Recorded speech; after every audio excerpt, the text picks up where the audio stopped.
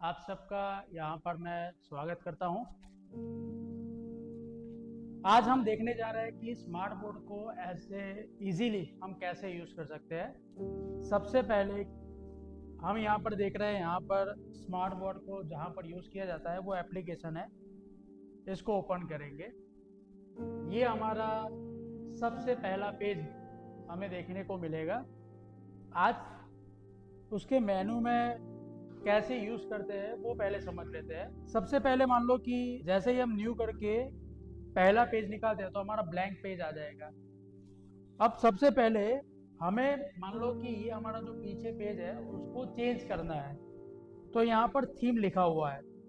Theme में जाएंगे तो यहाँ पर डिफरेंट कलर्स हमें वो प्रोवाइड करते हैं। अगर मान लो कि हमारा क्लासेस का या स्कूल का हमारा कोई स्पेशली कोई इमेज या बैकग्राउंड हमने बना के रखा है, जैसे कि यहाँ पर हमने बना के रखा है, तो हम इसका इस्तेमाल करके यहाँ पर हम अपने आप सेट कर पाते हैं। तो यहाँ पर मान लो ये जो प्लस लिखा हुआ है वहां से गैलरी में से, ये हमारा पूरा एंड्रॉइड सिस्टम होता है, तो अंदर से आप लोग जो भी हमारा एचडी इमेज बना के थीम के हिसाब से रखा है उसको यहाँ पर हमने रखा हुआ है। तो वहां से सिलेक्ट करके मैं यहाँ पर ओके करूंगा तो इसके अंदर आ जाएगा। अब इसको सिलेक्ट करके हम जैसे ही ओके करते हैं तो ये हमारा बैकग्राउंड पहले सेट हो जाएगा, बराबर। अब उसके बाद यहाँ पर देखेंगे कि बहुत सारे फंक्शन दे रखे हैं, पर इसकी ज़रूरत अब नोट्स लिखने के बाद पढ़ने वाली है। तो अब शुरुआत करते हैं सबसे पहले पेन की ओर से। तो यहाँ पर बहुत सारे पेन्स के ऑप्शन दे रखे हैं। सबसे पहले यहाँ पर बेसिक पेन है, फिर उसके अंदर कैलीग्राफी की पेन, यहाँ पर अलग अलग 3-4 पेन दे रखी है। और यहाँ पर दो नीडल के दो अलग अलग कलर ये सेट करने को दे रहे हैं। ये जो मेन नीडल है उसका यहाँ पर ऊपर कलर है जिसको मैं बदल सकता हूँ, और नीचे वाली जो नीडल है ये बैक साइड वाली जो थोड़ी बोल्ड है, तो इसका भी मैं यहाँ पर कलर अपने हिसाब से चेंज कर सकता हूँ। दूसरी बात ये कि इसका जो थिकनेस है लिखने का, जो अल्फ़ाबेट का, वो भी मैं यहाँ पर अलग अलग मैन्युअली दोनों के लिए मैं सेट कर सकता हूँ। टाइटल के लिए अलग रखना है, पेन अलग रखनी है, इसके लिए पेन अलग रखनी है, और पीछे वाले जो पॉइंट है उसके लिए पेन अलग रखनी है, तो वो भी मैं यहाँ अपने हिसाब से सेट कर सकता हूँ। चलिए देखते हैं इसका कैसे यूज़ होता है। मान लो कि मैंने यहाँ पर दो कलर सेट करके रखे हैं, तो मैं स्टार्ट करता हूँ। यहाँ पर फिजिक्स लिखा मैंने। अब मान लो इसको कोई और टोन में लिखना है, तो मैंने दो अलग अलग पेन यहाँ पर सिलेक्ट करके रखी थी, तो दो अलग अलग टोन में मैं यहाँ पर इसका यूज कर सकता हूँ, बराबर। अब पेन्स के अंदर का ये जो फंक्शन है वो हमने देख लिया। यहाँ पर एक मैजिकल टूल है, जैसे कि मान लो हम यहाँ पर एप्पल लिख रहे हैं और इसको छोड़ देंगे, तो ये हमें उसके हिसाब से जो भी रिक्वायर्ड यहाँ पर इमेज है या फिर उसके रिगार्डिंग जो भी इमेज है वो हमें ला के दे देगा। जैसे कि मान लो ये लिखा और हमें ये मिला, तो हम इसको सिलेक्ट करेंगे तो खुद वो अपना इमेज बना लेगा, ठीक है। तो ये खुद करता है। दूसरा, पेन का हो जाने के बाद यहाँ पर इरेजर का ऑप्शन है। इरेजर के अंदर हम जैसे ही टिक करते हैं, मान लो इसको निकलना है तो इसको जस्ट ऐसे करो, निकल जाएगा। या फिर पेन से नहीं तो हमारा जो पाम है उसको यहाँ पर रखो और उसको इस तरह से हम मिटा सकते हैं, बराबर। दूसरा ऑप्शन यहाँ पर अंडू का दिया है। मान लो कि कोई गलती से इरेज हो जाता है तो हम जैसे ही अंडू करते हैं बैक वापस आ जाएगा, वापस अंडू करते हैं वापस हो आ जाता है।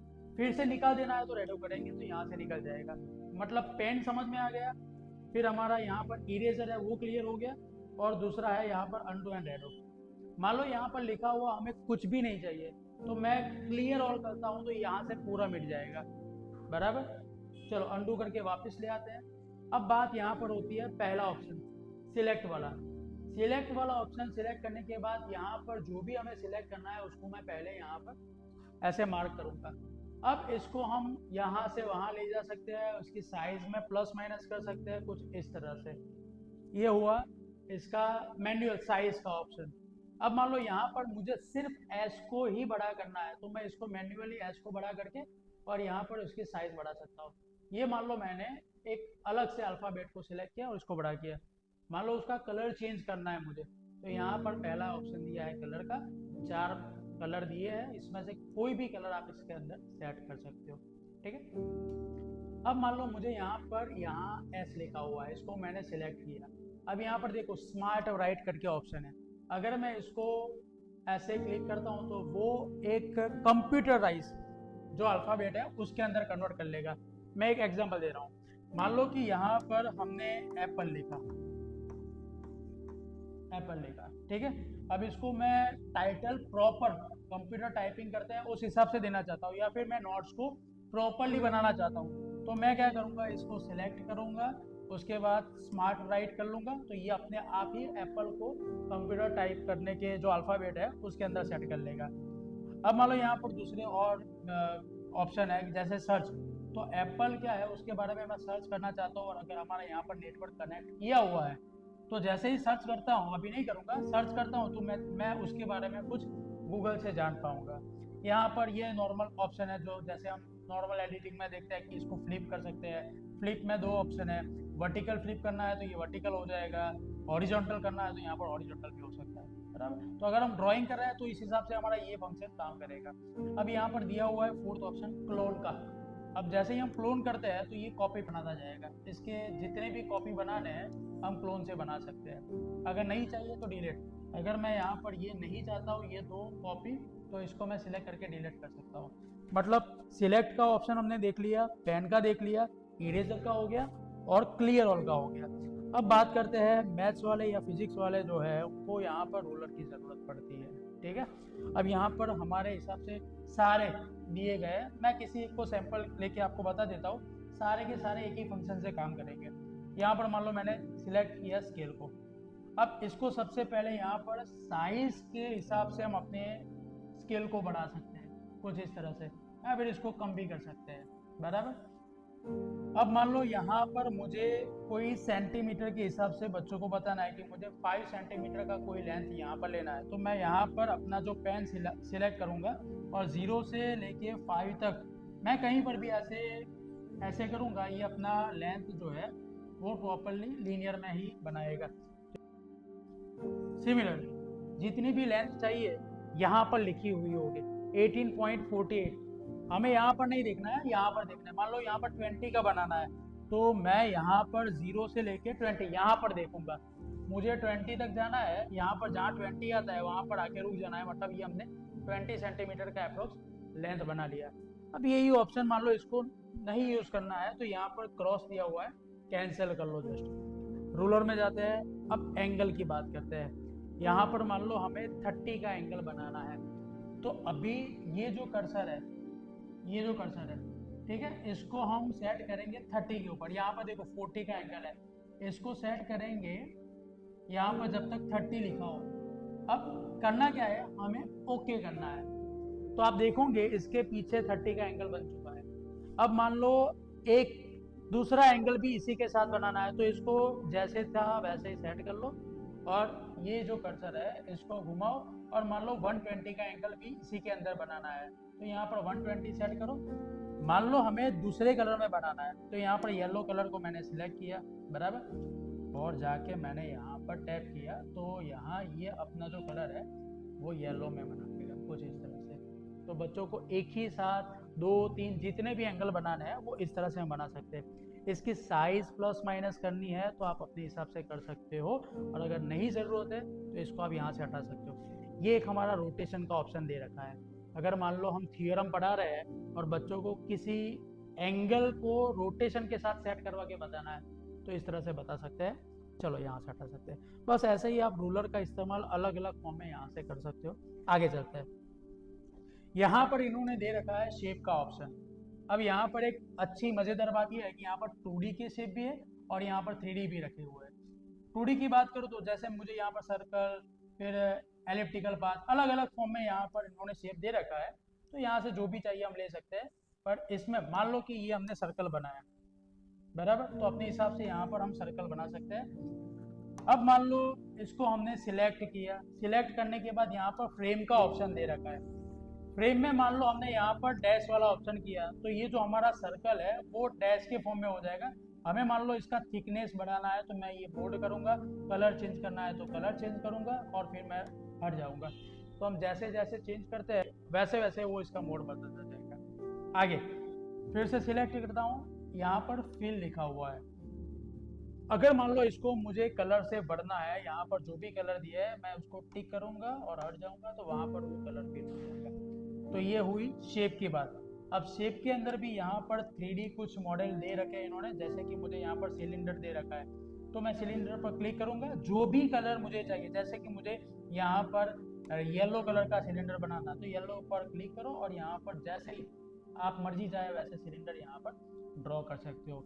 और वही बात सिलेक्ट करने के बाद यहाँ पर भी रहेगी, इसका कलर जो चाहिए वो मैं यहाँ से बदल भी सकता हूँ। अगर मान लो यहाँ पर इसका क्लोन बनाना है तो इसकी कॉपी पेस्ट करके मैं इसको आगे भी जोड़ सकता हूँ। तो ये हो गई उसकी शेप की बात। अब यहाँ पर एक अच्छा ऑप्शन ये भी है कि मान लो यहाँ पर 2D में जाने के बाद ये वाला ऑप्शन, अब मान लो इसको सिलेक्ट करने के बाद मैं रैंडम अगर मान लो ऐसे सर्कल बनाता हूँ तो ये अपने आप सर्कल बना लेगा। अगर मान लो मुझे एक स्क्वायर बनाना है तो मैंने रैंडम स्क्वायर बनाया तो ये अपने हिसाब से सेट कर लेगा। तो ये एक कंटिन्यूअस, अगर हमने लेक्चर को कंटिन्यू रखना है और ज़्यादा डिस्टर्ब नहीं होना है तो ये ऑप्शन रखना है, तो हम नॉर्मल बनाएंगे वो अपने हिसाब से अलाइनमेंट में सेट कर लेगा। तो ये हो गई हमारे शेप की बात। सारे लाइन है, एरो है, सब यहाँ से बना सकते हैं। उसके बाद आता है टेबल।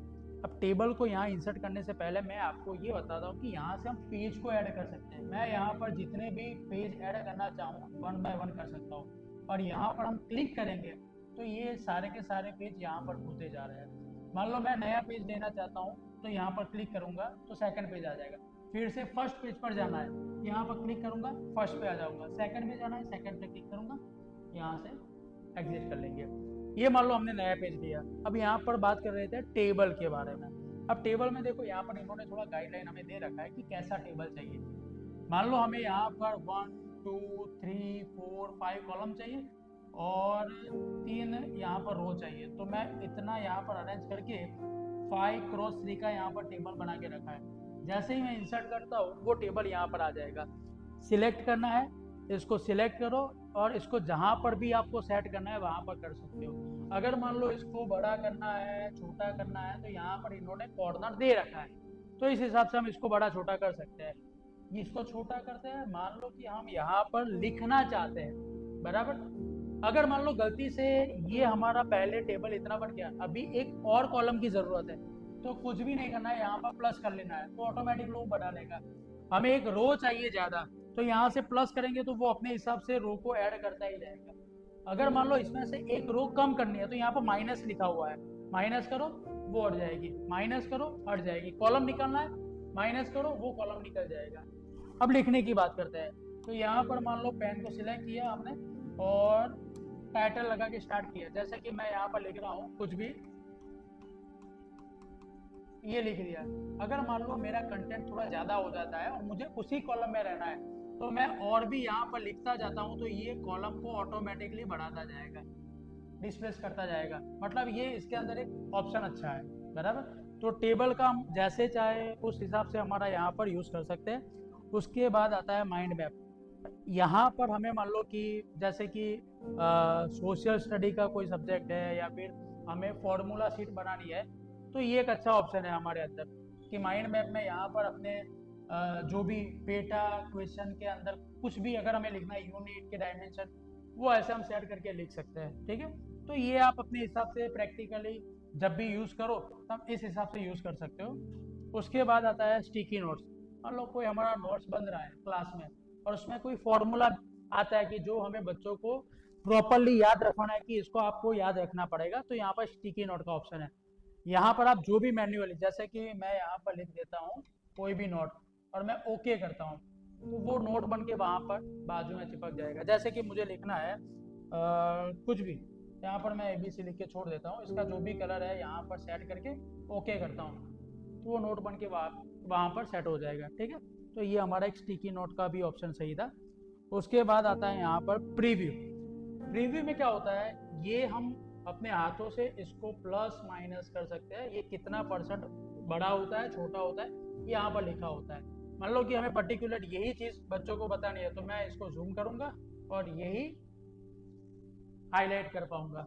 पीछे वाले बच्चे अगर बोलते हैं कि सर मैडम हमें ये दिखाई नहीं देता, आपके हैंड राइटिंग बहुत छोटे है, तो मैं क्या करूँगा, सिंपल इसको बोल्ड करके इस तरह से मैन्युअली दिखा पाऊंगा। तो ये हमारा एक हाईलाइट का ऑप्शन या फिर फॉन्ट को बड़ा छोटा करने का क्लियर ऑप्शन है, ये प्रीव्यू वाला ऑप्शन। ठीक है, मैं इसको ऊपर नीचे स्क्रॉल कर सकता हूँ, वही पेज में ऊपर नीचे ले जा सकता हूँ, ये अच्छा ऑप्शन है। अब बात आती है इसको सेव करने की। मान लो आज का हमारा डे खत्म हो गया, लेक्चर खत्म हो गया और हमें ये नोट को सेव करना है, तो हमें यहाँ से ये जो मेन्यू वाला ऑप्शन है वहाँ पर जाना है और यहाँ जाके हमें सेव को प्रेस करना है। अब यहाँ पर आपका कोई एक पर्टिकुलर फोल्डर बना के रखा हुआ है तो उसको क्लिक करो और उसमें जाके मान लो कि मैंने ये अपना फोल्डर बना के रखा है, वहाँ पर जाके मैं ओके करता हूँ तो ये फाइल रीनेम करवा के हमें सेव करवाने को बोलेगी। चलो मान लो मैं आज ये सेव करता हूँ फिजिक्स से, बराबर, मैंने इसको ओके कर दिया तो ये जितने भी पेजेस मैंने बना के रखे वो सारा का सारा डेटा उसमें सेव हो जाएगा, बराबर। अब यहाँ पर मान लो इसको हम बंद करना चाहते हैं तो नॉर्मल इसको एग्जिट कर लेते हैं। ये मैं बाहर निकल चुका हूँ। दूसरे दिन आए, हमें वही फाइल की ज़रूरत है तो मैं नोट को ओपन करूँगा। ओपन करने के बाद यहाँ से मेन्यू में जाऊँगा, फिर ओपन करेंगे। ओपन करने के बाद वो फाइल जहाँ पर हमने अगले दिन सेव करके रखी थी, मैंने यहाँ पर सेव करके रखी थी, मैं उसमें जाऊँगा। ये रही वो फाइल फिजिक्स वाली, यहाँ पर जाऊँगा, इसको ओके करूँगा तो वही 4 पेज वापस वहाँ दूसरे दिन ओपन होके खुल जाएंगे, बराबर। तो इसी के अंदर वापस मैं कंटिन्यू कर सकता हूँ, जैसे 4 पेज थे मैं कंटिन्यू करता हूँ, 5, 6, 7 जैसे भी ऐड करना है। पूरा चैप्टर का डेटा एक ही शीट में बन जाएगा, नई नई फाइल नहीं बनानी पड़ेगी। और एक देख लेते हैं, यहाँ पर एक लिस्ट है। मान लो कि हमारे अलग अलग टीचर अलग अलग यूज करते हैं तो वो सारा डेटा कहाँ पर दिखेगा, तो यहाँ पर लिस्ट में पड़ा होगा।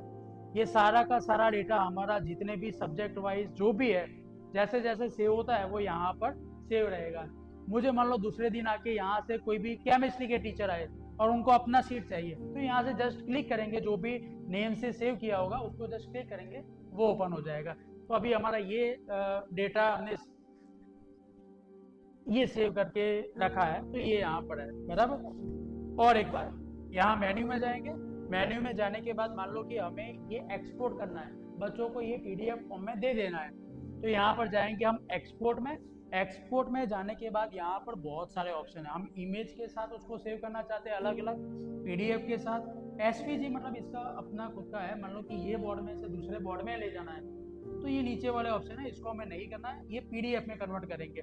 पीडीएफ में कन्वर्ट करने के बाद यहाँ पर चले जाओ, जो भी जहाँ पर सेव करना चाहते हो वहाँ पर जाओ और ओके कर लो।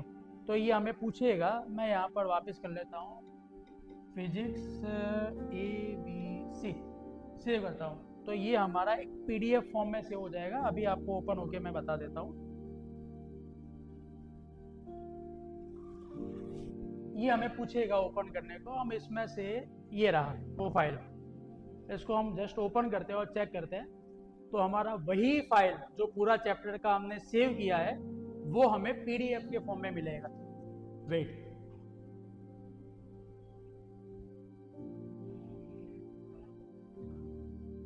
ये हमारा वही फाइल पीडीएफ फॉर्म में एचडी क्वालिटी में सेव होके पड़ा होगा।